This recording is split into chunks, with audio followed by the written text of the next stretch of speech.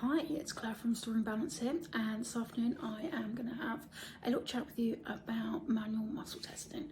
So muscle testing is one of the things that I use here in clinic when we're working together in person. Quite often in clinic or on my social media, you'll hear me call it the flappy arm or flappy leg thing, because generally it involves me doing stuff with either your arm or your leg. Now, a little history of muscle testing. It's been around for a really long time. There's lots of different ways that people can apply muscle testing, and some are right, some are less right than others. Depends on where you sit and your particular beliefs around the body, muscles and the nervous system. I work with muscle testing in a fairly unique way, and my practice is still evolving because I'm a relatively new therapist in this particular area of the world. So muscle testing, it is fascinating. It is also a dark art. Now, when I first learned muscle testing, I thought it was really easy, and I thought it was super simple, and muscles were literally on or they're off. Actually, the more I've come to learn, the less that's kind of true. And the more I've kind of gone into it, and the more I've worked with my mentors, Becky and Joseph and Jordan, and all the other therapists that have helped shaped me into the therapist I am today, the more I've learned, actually, when you're testing a muscle, you're not really testing a muscle. So if I'm doing stuff with your arm or your leg, I'm not actually really testing that particular muscle here, or this muscle there, or the one in your leg, or the one in your bum. Despite that's what I might call it, the muscle test for the glute or the quad or the abdel or something like this. Actually, I'm not really testing that particular muscle. Actually, what I'm really doing is looking at how does your body respond to a stimulus. And that stimulus, in most cases, is me going, okay, yeah, you do this, and then we do that. Okay, so we're looking to see how does your body respond to the stimulus, and actually, is your nervous system okay with it? The nervous system is this really magical thing. It's something that I talk about quite a lot in clinic, and we're going to have a quick tangent down the nervous system rabbit hole, and then we're going to come back again.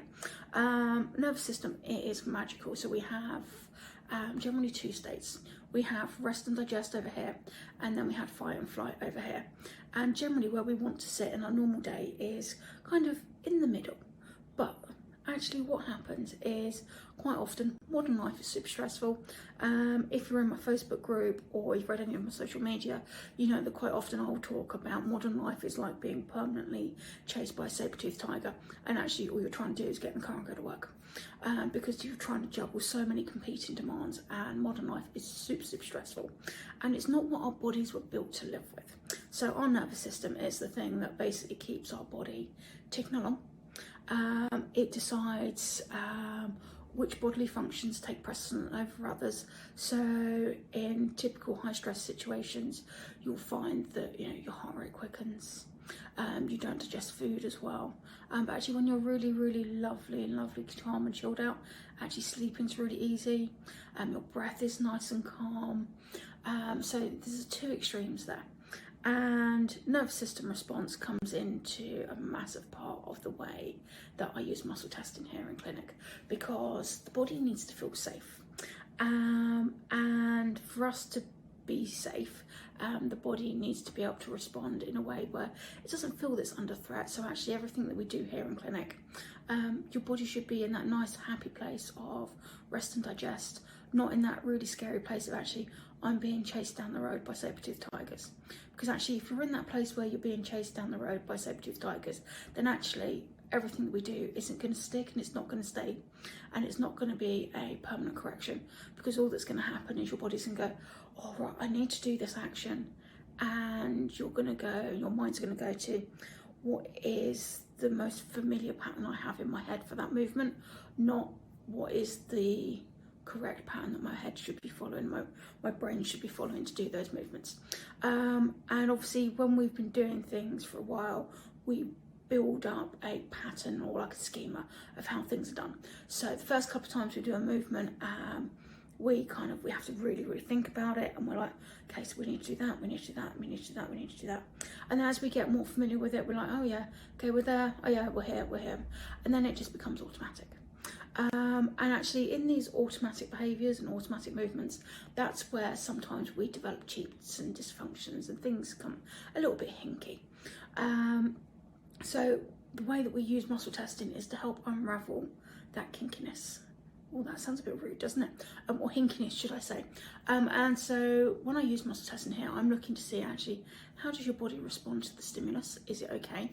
And actually, was your nervous system okay with the input that I gave? And then when we get really into kind of like clever, sophisticated muscle testing, we can then test or assess whether a group of movements or a group of muscles are related to an emotion or an organ or a meridian. It's really, really cool. Even your teeth. So if you have lots of dental surgery done, so I have a massive dental history because I had a great big bike accident and I ended up with loads of corrective surgery on my face. So yeah, doing pairing and stuff to teeth, to muscles and stuff was really quite cool. And because also everything in the body is also super linked. So when you hurt your knee, actually you don't really generally hurt your knee, it's actually that's where the pain's presenting. So in kind of unraveling all of that, the body's super connected. So when we look at, say, feet, and those of you who come into clinic will know that I'm a bit foot obsessed. I do love working with feet, only in a clinical way, not in like some weird pervy way. But yeah, I do love working with feet because actually the way our feet strike the ground determines how movement happens in the rest of our body. So when you look at feet through the world, the way that I see the world, it is amazing. It's really, really cool.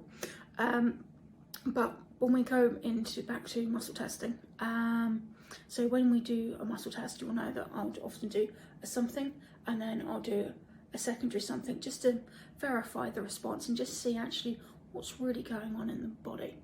When we get into kind of looking at movement and then the relationship between different groups of muscles and different elements of movement, you might find that when we're working together, we might do some stuff standing up and I might rub a little bit, test something, and then rub another little bit and then test something. Just to see actually when we put you into different positions, actually how does your body work in relation to a normal movement? Because we can do lots of beautiful corrections when you're laying here on the couch, but actually when we sit you up and stand you up, sometimes gravity just kind of goes, well actually I'm going to mess with all that good work you've just done and undo it. So that's why we do stuff laying, we do stuff sitting, and we do stuff standing, and quite often we might even do stuff moving as well. So that's kind of how I would use muscle testing here. It is a dark art, it takes time to refine and finesse and to make sure that you get to the right place with it. It is also amazingly intuitive and is possible to connect with your subconscious and use something called limbic resonance to be able to work out if I'm not sure where something is that's going on for a person. I can work with them and use muscle testing to literally go, okay, so actually are we lower half, middle half, upper half of the body? Is it front, is it back, is it left or it's right, is it medial, is it distal, all those types of things. So yeah, we can get there and I can work through all these different places to actually get to, oh okay, so that's where it is. The bit that is next in my journey as a practitioner, and I know Joseph will be super stoked to hear this, is my next journey is to work towards learning how to pair ligaments. Because that's where the magic really happens. So we do some really, really awesome work as I do at the moment, but ligament pairing is actually getting into the kind of the root cause of basically what's going on. Yeah, and obviously most of us have probably sprained an ankle. There's loads of ligaments in your ankle, and one of those could be responsible for being, you know, doing too much work or not enough work in relation to something else that's happening in your body. And obviously ankles and feet, super important, because actually generally we use them every day. We stand up, we walk, and that's a super repetitive action. So we need those bits to be working really, really well. Yeah, so that's an introduction to muscle testing. I'm just thinking, is there anything else to share with you? No. So yeah, the flappy arm, flappy leg thing it's amazing. It reveals so much about what's going on with the body.